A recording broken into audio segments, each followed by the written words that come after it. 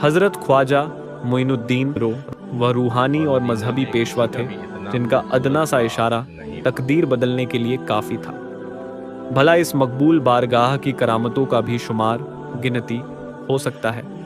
आपकी ज़िंदगी का एक एक वाक़या करामत है। आपने जो करना चाहा कर दिशाया और जो इरादा किया हो गया। आपकी दुआ बेरोक अर्श तक पहुंचती थी। इधर मुंह से निकली उधर कबूलियत का दर्जा हासिल हुआ। आपसे बेशुमार करामतें जाहिर हुईं, जिनमें से कई पहले लिखी जा चुकी है और कई यहाँ लिखी जा रही है।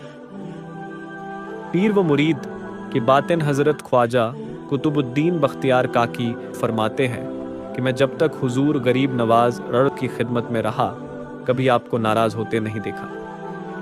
एक रोज ख्वाजा साहब साथ मैं और एक दूसरा खादिम बाहर जा रहे थे कि अचानक रास्ते में एक शख्स शेख अली दामन पकड़कर बुरा भला कहने लगा। हजरत पीर व मुर्शिद ने उस शख्स से झगड़ा करने की वजह मालूम की। उसने जवाब दिया, यह मेरा कर्जदार है और कर्ज अदा नहीं करता। तो आपने फरमाया, इसे छोड़ दो, तुम्हारा कर्जा अदा कर देगा। लेकिन वह शख्स नहीं माना उस पर। हजरत पीर व मुर्शिद को गुस्सा आ गया। औश्र तुरंत अपनी चादर मुबारक उतारकर जमीन पर डाल दी। औश्र फरमाया, जिस कदर तेरा कर्जा है इस चादर से ले ले, मगर खबरदार ज्यादा लेने की कोशिश न करना। उस शख्स ने अपने कर्ज से कुछ ज्यादा ले लिया। उसी वक्त उसका हाथ सूख गया। वह देखकर चिल्लाने लगा, औश्र माफी मांगी। आपने उसे माफ कर दिया। उसका हाथ फौरन दुरुस्त हो गया और वह हल्का इरादत में दाखिल हो गया। मुरीद के साथ सफर कहते हैं कि एक बार जबकि आपे मुरीदों के साथ सफर कर रहे थे, आपका गुजर एक जंगल से हुआ। वहां आतिश परस्तों, आग पूजने वालों का एक गिरोह आग की पूजा कर रहा था। उनकी रियाजत इस कदर बढ़ी हुई थी कि 6 माह तक बगैर खाए पिए रह जाते थे। अक्सर उनकी सख्त रियाजत से लोग इस कदर प्रभावित होते कि उनसे अकीदत रखने लगते। उनकी इस हरकत से लोग गुमराह होते जाते थे। ख्वाजा गरीब नवाज साहब रज़िरो आज़ियो ने जब उनकी ये हालत देखी तो उनसे पूछा, ए गुमराहो, चाउदा को छोड़कर आग की पूजा क्यों करते हो? उन्होंने अर्ज किया, आग ताक हम इसलिए पूछते हैं कि हमें दोजख में तकलीफ न पहुंचाए।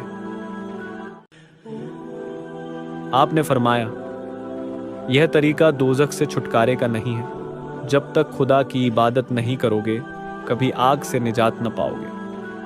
तुम लोग इतने दिनों से आग को पूज रहे हो, जरा इसको हाथ में लेकर देखो तो मालूम होगा कि आग पूजने का फायदा क्या है।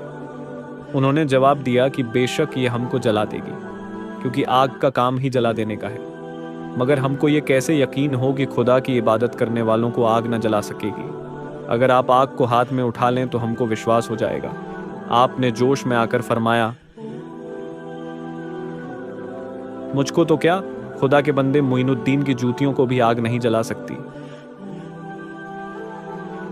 आपने उसी दम अपनी जूतियां उस आग के अलाव में डालते हुए आग की तरफ इशारा करके फरमाया, ए आग, अगर ये जूतियां खुदा के किसी मकबूल बंदे की है तो उसको जरा भी आंच ना आए। जूतियों का आग में पहुंचना था कि तुरंत आग बुझ गई और जूतियां सही सलामत निकल आईं। इस करामत को देखकर आग पूजने वालों ने कलिमा पढ़ लिया और दिल से मुसलमान हो गए।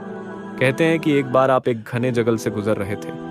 वहां आपका सामना कुछ कुफ्फार लुटेरों से हो गया, जिनका काम यह था कि मुसाफिरों को लूट लेते थे और अगर कोई मुसलमान मुसाफिर होता तो सामान लूटने के अलावा उसे कत्ल भी कर देते थे। जब वे डाकू बुरी नीयत से आपकी तरफ आए तो अजीब तमाशा हुआ। जिस हथियारबंद सशस्त्र गिरोह ने सैकड़ों हजारों मुसाफिरों को बिला वजह खाक व खून में तड़पाया था, आपकी एक ही निगाह से थरथरा उठा। औश्र कदमों में गिरकर बड़ी आजिजी से अर्ज किया, हम आपके गुलाम हैं और नजरे करम के उम्मीदवार हैं। जब वह अपने बुरे कामों से तौबा करने लगे तो आपने उनको कलिमा पढ़ाकर इस्लाम में दाखिल कर लिया और उनको नसीहत फरमाई कि कभी किसी के माल को अपने लिए हलाल न समझे।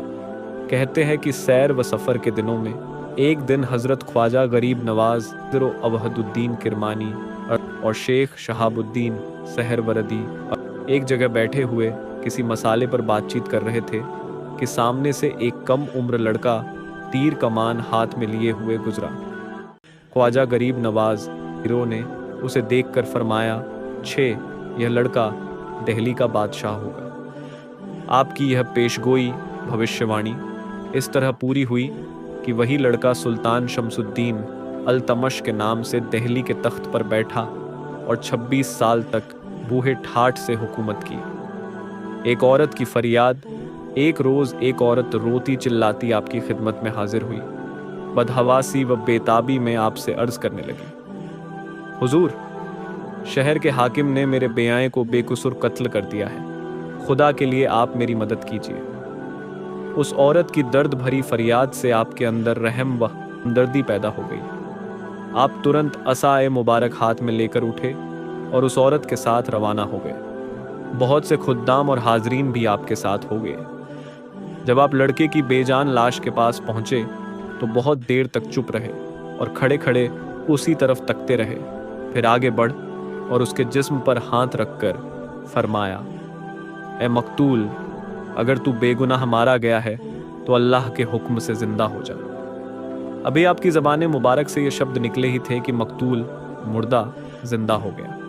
आपने उसी वक्त फरमाया, बंदे को अल्लाह ताला से इस कदर निस्बत मंद पैदा करनी चाहिए कि जो कुछ खुदा तान का तायरी अल्लाह की दरगाह में अर्ज करे कबूल हो जाए। इतना भी ना हो तो फ़कीर नहीं है। लंगर यानी खाना हज़रत ख्वाजा गरीब नवाज रोज़िरो ए ज़ीरो ने उस हालत में, जबकि आपकी आमदनी को कोई ज़रिया नहीं था, लंगर खाना जारी किया और आपके लंगर खान में इस कदर ज़्यादा खाना पकता था कि सभी शहर के गरीब वंदारी लाचार पेट भरकर खाते पीते थे।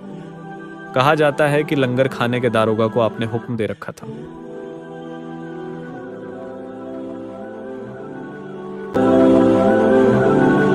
ख्वाजा गरीब नवाज इस्लाम धर्म के एक सूफी संत माने जाते थे।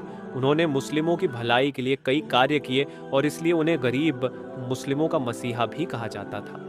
ख्वाजा गरीब नवाज को हजरत मोइनुद्दीन चिश्ती अजमेरी के नाम से भी जाना जाता है। कहा जाता है कि ख्वाजा गरीब नवाज अल्लाह के सच्चे बंदे थे जो अल्लाह की इबादत में ही अपना समय व्यतीत करते थे। ऐसा कहा जाता है कि ख्वाजा गरीब नवाज का परिवार काफी धनी था।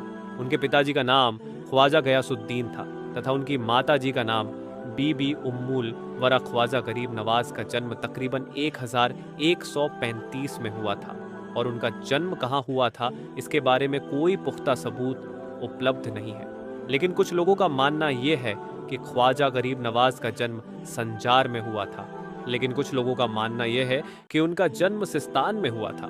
हालांकि ख्वाजा मोइनुद्दीन चिश्ती का जन्म स्थान को लेकर काफी मतभेद है। ख्वाजा गरीब नवाज के माता पिता ने उनका नाम बचपन में मोइनुद्दीन हसन रखा था और उन्हें प्यार से हसन कहकर बुलाते थे। जब ख्वाजा मोइनुद्दीन चिश्ती अर्थात हसन 5 वर्ष के थे तब वह एक साधारण बच्चे की तरह व्यवहार नहीं करते थे और गरीब मुसलमानों के लिए उनके दिल में बड़ा प्रेम था और उनका दिल गरीब मुसलमानों के लिए धड़कता था। ऐसा कहा जाता है कि वह इस्लाम की ओर इतना ध्यान देते थे कि बचपन में भी जब कभी किसी भी आदमी या बच्चे को सड़क पर चलता देखते थे तो उसका हाथ पकड़कर मस्जिद में ले जाते थे और उसे नमाज पढ़ना शुरू कर देते थे।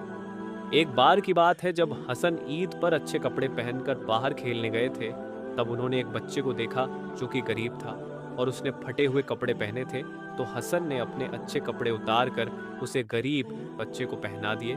साथ ही उस लड़के का हाथ पकड़कर वह हसन हुसैन दरगाह ले गया और उसे नमाज भी पढ़ाई। मुस्लिम समाज में ख्वाजा गरीब नवाज की प्रशंसा आज भी की जाती है। ख्वाजा गरीब नवाज की प्रारंभिक शिक्षा उनके परिवार में ही उन्हें मिली थी। उसके पश्चात उन्हें मदरसे में भेज दिया गया था। उन्हें शिक्षा प्राप्त करने के लिए संजर के मदरसे में भेजा गया था। जब ख्वाजा गरीब नवाज 15 वर्ष की आयु के हुए तब उनकी पिता का देहांत हो गया और उनके पिता का देहांत तकरीबन 1149 में हुआ था।